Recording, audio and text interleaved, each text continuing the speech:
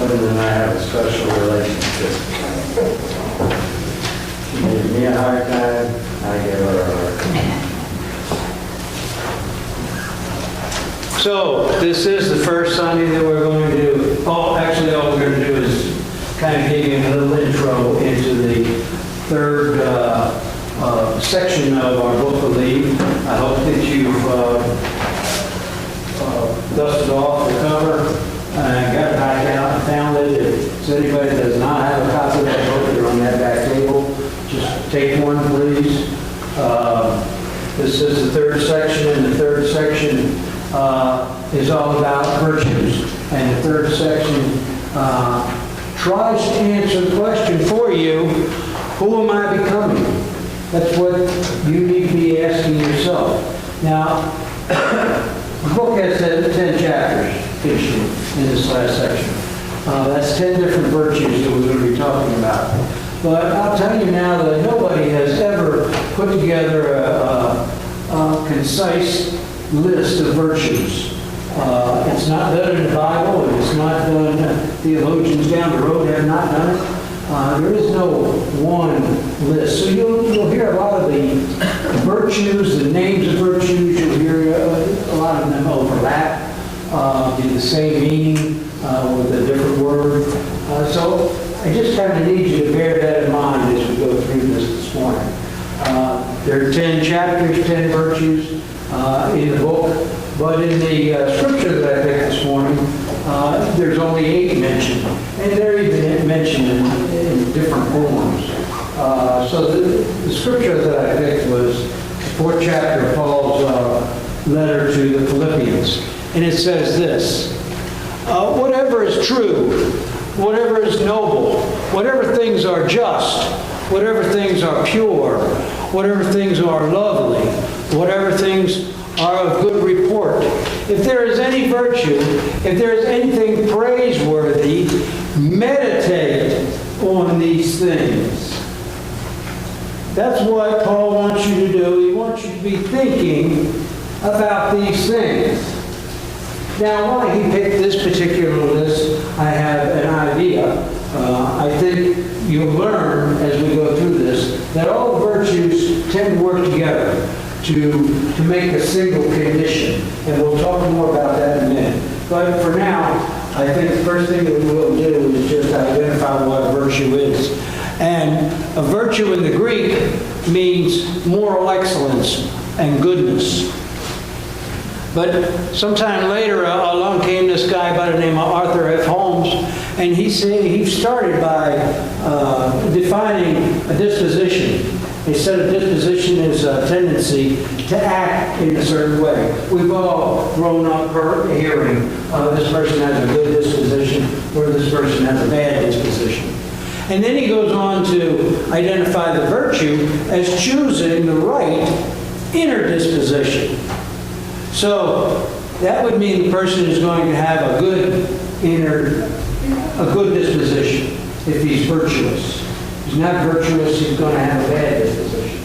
Just so you kind of get the idea in your mind what a virtue is. It's a settled habit in your mind that causes you to act in a certain way. Now, here's the important thing to remember about virtues. They all have words. They're all named, just like that list that Paul wrote that I just went through. These are worldly names too. These are worldly words too. They're out there in the pagan world, and they put their own identifiers or their own definitions on these same words that we try to define. And I think it's important that you understand the distinction between their idea of what certain virtues are and what our idea of certain virtues at least should be. Consider, for instance, the daily newspaper. It's their stock in trade to have things that are untrue, unholy, unjust, impure, ugly, of ill repute, and blameworthy. Now, I'm not talking about the writing of the newspaper. I'm not talking about the authors of the newspaper writing these things. I'm talking about the subject material that they use.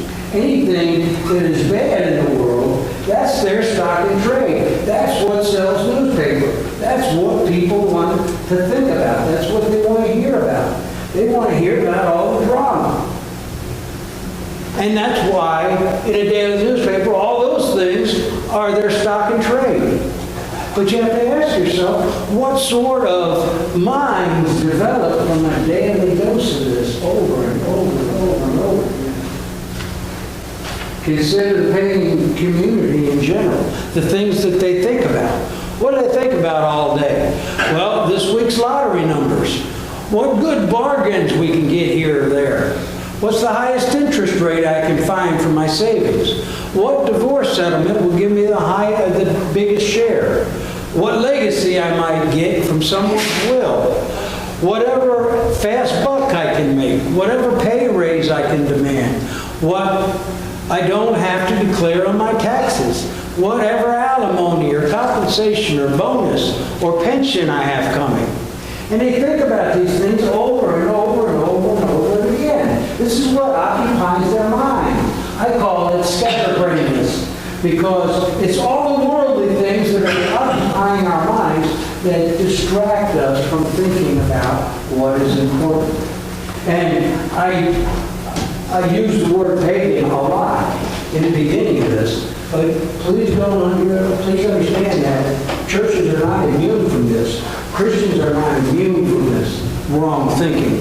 Churches, for instance, the mindset of our churches, its daily thoughts are what will draw a crowd, whatever makes people happy, whatever is the latest fad, whatever creates a show of unity, whatever promises health and wealth, whatever is politically correct. These are the things that churches are even thinking about. Like I said, I call it scatterbrainness. But Paul understood way back when he was writing this sermon, he said, I have the same problem, the same scatterbrained community now as they're going to have in the 21st century. And that's why I'm going to write this. So understand that way back in his time, he had the same community problems of people thinking about everything but what you need to be thinking about. And I told you, I'm a staunch supporter of practicing the presence of God. And if you can't think of God all day, if God isn't going to occupy your mind, then Paul says, okay, this is the next best thing. Then occupy your mind with these things. The things that are true in life, the things that are noble, the things that are just, the things that are pure, the things that are lovely, things of good report and virtue and praiseworthy. Think about these things. This is what I want you to occupy your mind with. This is what I want you to have on your mind. Not all this scatterbrained other stuff. Not all this worldly stuff that we're surrounded with.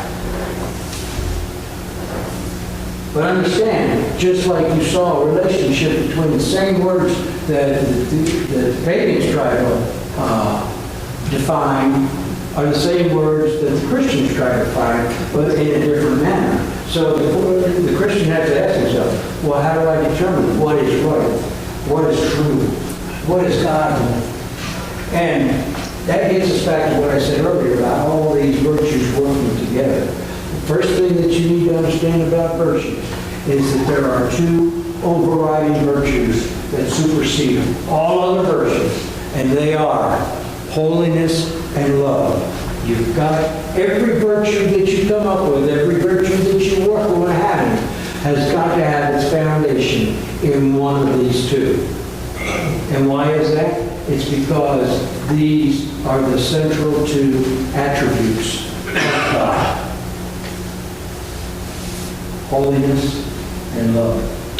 If you're if you follow Christ and you want to develop your virtues, they have got to be solidified in the foundation of holiness and love. That's where they have to start. Many people might ask, well, what is holiness?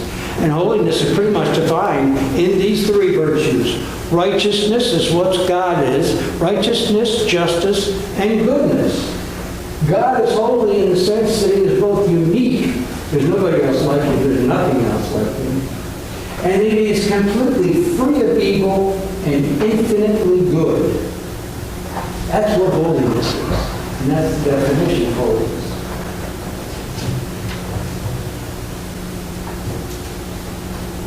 If the virtue that you're trying to develop is not solidified in the foundation of holiness and love, then it's going to go astray. Now let's just make sure you understand that any of these virtues can go astray. Any of them can have a wrong foundation. Let's just pick the virtue of gentleness. What a beautiful, beautiful word is gentleness. We could, you close your eyes and you think of gentleness and you just think of a nice autumn breeze. And how could that word possibly ever be wrong? How could you come up with a scenario where gentleness wouldn't be good? Let me use the word gentleness in a sentence for you. He used great gentleness in dealing with his neighbor's wife as he had an affair with her. Do you think God cared about how much gentleness he used with his neighbor's wife? Seriously. And that's because the gentleness, initially the gentleness was not born out of holiness and love.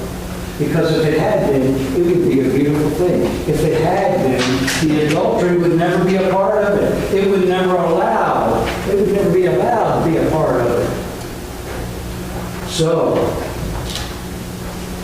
the foundation has got to be, no matter what the virtue is, the foundation has got to be holiness and love.